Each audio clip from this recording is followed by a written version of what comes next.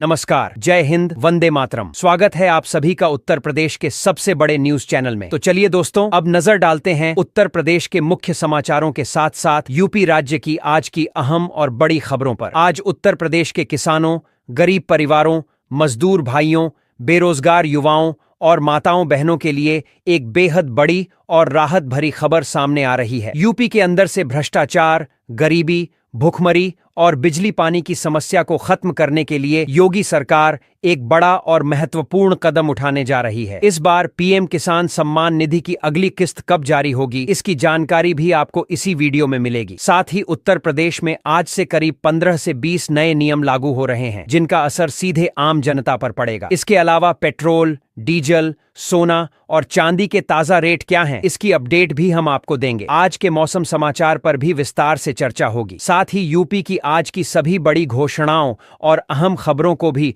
विस्तार पूर्वक जानेंगे। अगर आप उत्तर प्रदेश के निवासी हैं तो हमारे इस चैनल को सब्सक्राइब जरूर कर लें, ताकि आपको यूपी की हर जरूरी और बड़ी खबर सबसे पहले मिल सके। सरकार की जिन योजनाओं का लाभ आप ले रहे हैं, उन योजनाओं को लेकर भी कई बड़े बदलाव किए गए हैं। यदि आपने इन नियमों को नहीं समझा तो आप कई योजनाओं से बाहर भी हो सकते हैं। इसलिए इन नए नियमों की जानकारी आपके लिए बेहद महत्वपूर्ण है। तो आखिर ये नियम क्या हैं? क्या ये आपके ऊपर लागू होंगे या नहीं? इसका पूरा सच जानने के लिए आपको यह वीडियो अंत तक देखना होगा। हर नियम और हर जानकारी आपको एक एक करके विस्तार से बताई जाएगी, इसलिए वीडियो में अंत तक जरूर बने रहिएगा, क्योंकि आपके फायदे से जुड़ी सभी अहम खबरें आपको यहीं विस्तृत रूप में मिलने वाली हैं। तो चलिए अब आपको यूपी की आज की महत्वपूर्ण और बड़ी खबरें फटाफट बता देते हैं।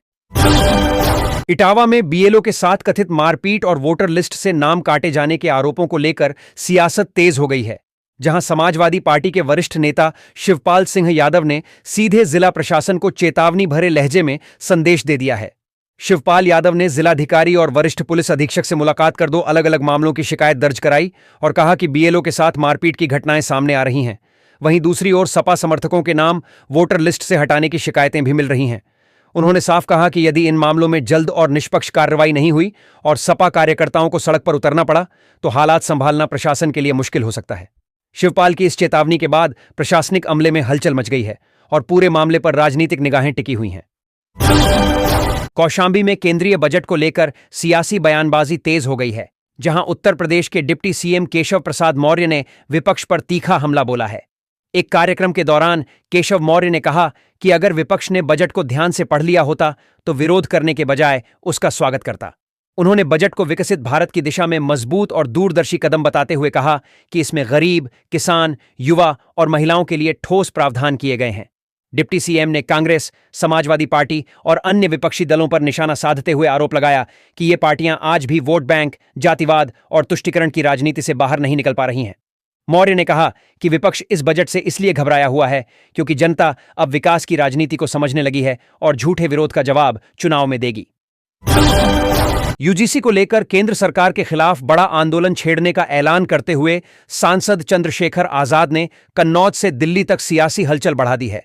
चंद्रशेखर आजाद ने सार्वजनिक रूप से घोषणा की है कि 11 तारीख को दिल्ली में चक्का जाम किया जाएगा और सरकार को यूजीसी जैसे अहम मुद्दे पर जवाबदेह बनाया जाएगा। उन्होंने कहा कि सरकार इस मसले से आसानी से नहीं बच सकती और इसके लिए देशव्यापी आंदोलन की तैयारी की जा रही है। चंद्रशेखर ने चुनावों से पहले महिलाओं को पैसे बांटने को लोकतंत्र की हत्या करार दिया और आरोप लगाया कि योजनाबद्ध तरीके से दलित समाज के वोट काटे जा रहे हैं।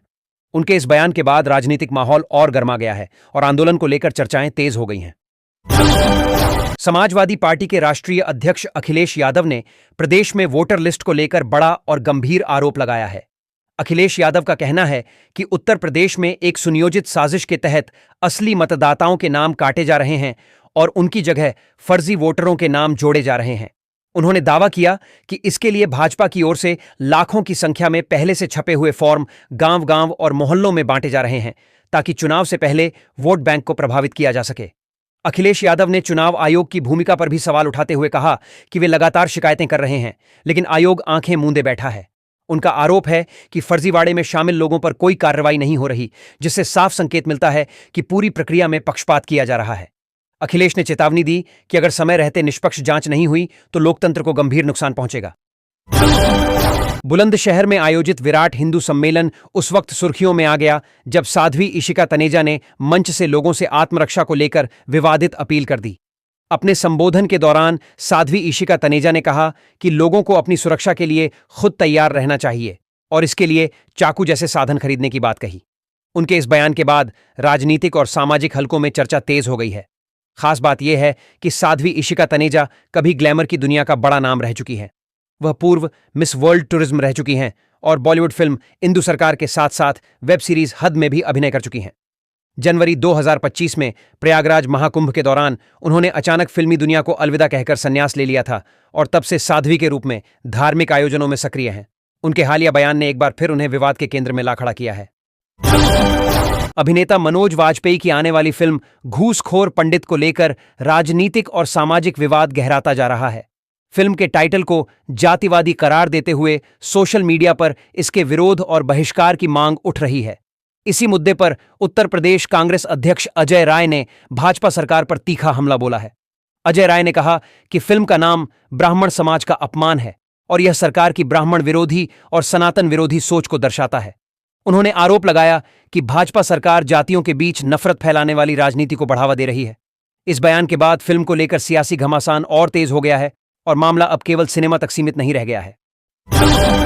उत्तर प्रदेश पुलिस के नाम एक और बड़ी उपलब्धि जुड़ गई है, जहां लखनऊ रेंज के आईजी किरण एस को इंटरपोल मेडल ऑफ एक्सीलेंस से सम्मानित किया गया है। यह सम्मान उन्हें वैश्विक स्तर पर अपराध जांच और अंतर्राष्ट्रीय सुरक्षा सहयोग में दिए गए उल्लेखनीय योगदान के लिए मिला है। यूपी के डीजीपी राजीव कृष्ण ने उन्हें यह प्रमाण पत्र सौंपा। जानकारी के मुताबिक आईजी किरण एस को यह उपलब्धि फ्रांस में इंटरपोल में प्रतिनियुक्ति के दौरान किए गए उत्कृष्ट कार्यों के लिए दी गई है। इस अंतर्राष्ट्रीय सम्मान की औपचारिक घोषणा मोरक्को में आयोजित इंटरपोल महासभा के 93वें सत्र के दौरान की गई थी, जिसे उत्तर प्रदेश पुलिस के लिए बड़ी कामयाबी माना जा रहा है। उत्तर प्रदेश में राज्य पक्षी सारस को लेकर राहत भरी खबर सामने आई है, जहां प्रदेश में इसकी संख्या में लगातार इजाफा दर्ज किया जा रहा है। हाल ही में हुई शीतकालीन सारस गणना के आंकड़ों के अनुसार उत्तर प्रदेश में सारस पक्षियों की कुल संख्या बढ़कर 20,628 तक पहुंच गई है।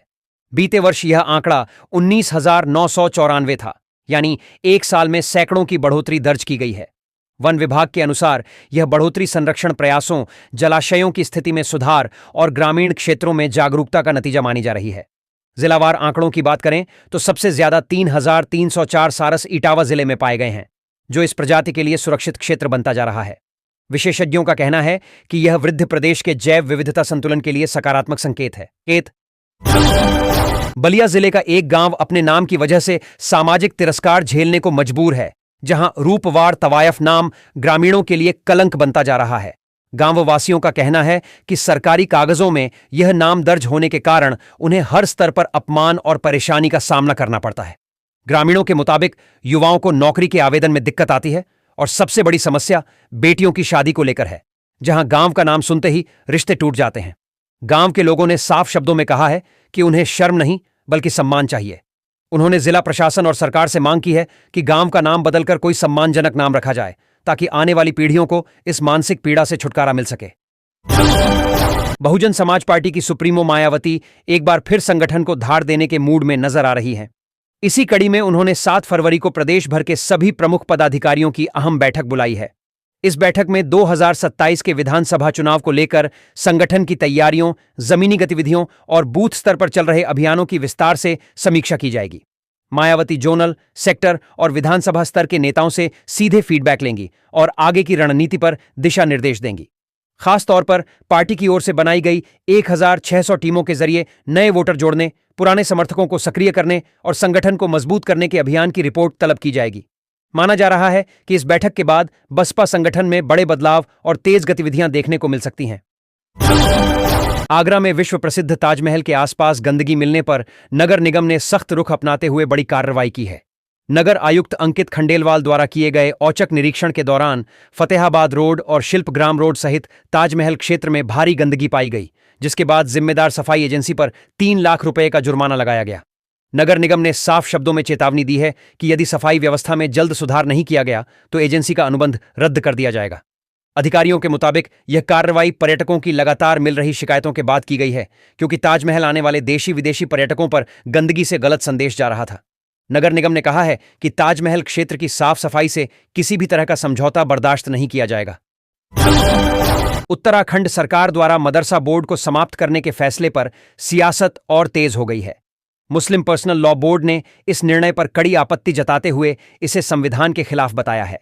बोर्ड के सदस्य मौलाना खालिद रशीद फरंगी महली ने कहा कि यह फैसला संविधान के अनुच्छेद 13 का उल्लंघन है और इससे अल्पसंख्यकों के अधिकारों का हनन होता है। उन्होंने आरोप लगाया कि सरकार एक विशेष वर्ग को निशाना बनाकर फैसले ले रही है। वहीं शिया पर्सनल लॉ बोर्ड ने भी इस कदम की तीखी आलोचना की है। बोर्ड का कहना है कि मदरसों ने देश को IAS, IPS और अन्य उच्च पदों पर सेवाएं देने वाले अधिकारी दिए हैं और इन्हें खत्म करना शिक्षा व्यवस्था को कमजोर करने जैसा है। दोनों ही संगठनों ने सरकार से यह फैसला तुरंत वापस लेने की मांग की है और चेतावनी दी है कि अगर ऐसा नहीं हुआ तो वे कानूनी और लोकतांत्रिक रास्ता अपनाने को मजबूर होंगे। बिहार के मुख्यमंत्री नीतीश कुमार के बेटे निशांत यादव ने वृंदावन पहुंचकर सादगी और धार्मिक आस्था की अलग मिसाल पेश की है। बिना किसी VIP सुरक्षा या तामझाम के निशांत यादव ने वृंदावन की संकरी गलियों में ई-रिक्शा से यात्रा की और प्रसिद्ध बांके बिहारी मंदिर सहित राधा रमण मंदिर में विधिवत पूजा अर्चना की। 49 वर्षीय निशांत यादव को आम श्रद्धालुओं की तरह गलियों में घूमते और स्थानीय दुकानों से प्रसाद व धार्मिक सामग्री खरीदते देख लोग हैरान भी हुए और उनकी सादगी की तारीफ करते नजर आए। मंदिर दर्शन के दौरान उन्होंने किसी तरह का विशेष प्रोटोकॉल नहीं लिया, जिससे आम श्रद्धालुओं को भी सहज रूप से दर्शन का अवसर मिला। उनकी यह यात्रा सोशल मीडिया पर भी चर्चा का विषय बनी हुई है और लोग इसे नेताओं के परिवारों के लिए सादगी का उदाहरण बता रहे हैं।